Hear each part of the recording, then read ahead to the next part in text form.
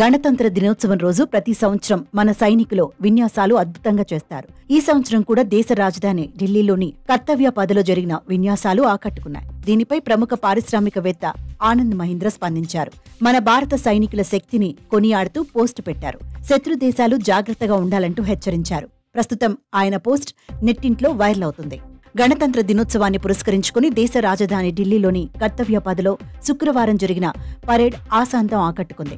దీనిపై ప్రముఖ పారిశ్రామికవేత్త ఆనంద్ మహీంద్ర స్పందిస్తూ మన అమేయ సైనిక శక్తిని కొనియాడారు. ఈ సందర్భంగా శత్రు దేశాలను ఉద్దేశిస్తూ సున్నితంగా ఓ హెచ్చరిక కూడా చేశారు. పరేడ్లో సైనిక కవాతు వీడియోను పోస్ట్ చేసిన ఆయన, ఇతర దేశాల సైన్యానికి నాదో వ్యక్తిగత సలహా, వీళ్లతో ఎప్పుడూ పెట్టుకోవద్దు అని రాసుకొచ్చారు. మన సైన్యం శక్తి సామర్థ్యాలను ఉద్దేశిస్తూ భారత్ దృఢంగా ఉంది అని అర్థం వచ్చేలా ఎమోజీలు జతచేశారు. ఈ పోస్ట్ ప్రస్తుతం నెట్టింట వైరల్ గా మారింది.